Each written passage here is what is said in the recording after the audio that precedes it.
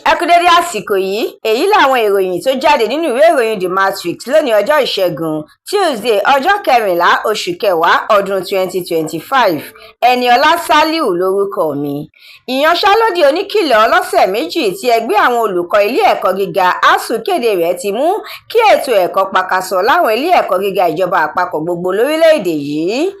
Ìjọba àpapọ̀ pa á láṣẹ pé kí ìlànà kò ṣiṣẹ́ kò gbowó bẹ̀rẹ̀. Ẹgbẹ́ ASUU ní ẹnikẹ́ni ò lè dẹ́rùbà àwọn, bẹ́ẹ̀ làwọn ò tiẹ̀ ní fààyè gbà rárá. Ẹgbẹ́ òṣìṣẹ́ Nigeria Labour Congress ṣe ìkìlọ̀ fún ìjọba àpapọ̀ láti má dábàá àṣẹ kò ṣiṣẹ́ kò gbowó rárá. Ilé ìgbìmọ̀ aṣòfin lórílẹ̀‐èdè yìí ti ń dábàá láti sún ètò ìdìbò gbogbogbò ọdún 2027 sí inú oṣù kọkànlá ọdún 2026. Ìgbésẹ̀ ń lọ láti fi òpin sí òfin tó pọn ní dandan pé káàdì ìdìbò alálòpẹ́ gbọ́dọ̀ máa jẹ́ lílò. Ó fẹ́ kí gbogbo kùdìẹ̀kudiẹ tó ní ṣe pẹ̀lú ètò ìdìbò di yíyanjú kó tó di ọjọ́ 29 oṣù karùn-ún.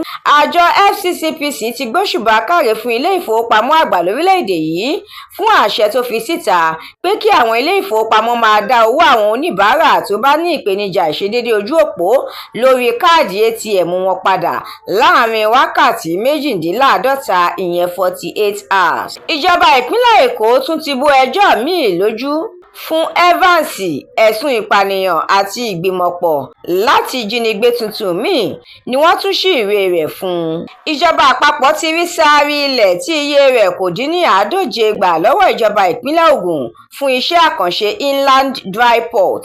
Ìròyìn eré ìdárayá. Òní yìí ni ikọ̀ Super Eagles orílẹ̀-èdè wa Nàìjíríà yóò mọ̀ bóyá wọn yóò yege láti kópa nínú ife ẹ̀yẹ àgbáyé ọdún 2026 pẹ̀lú bí wọn yóò ṣe máa dúró de àbájáde ìfẹsẹ̀wọnsẹ̀ ẹgbẹ́ agbábọ́ọ̀lù orílẹ̀-èdè Rwanda.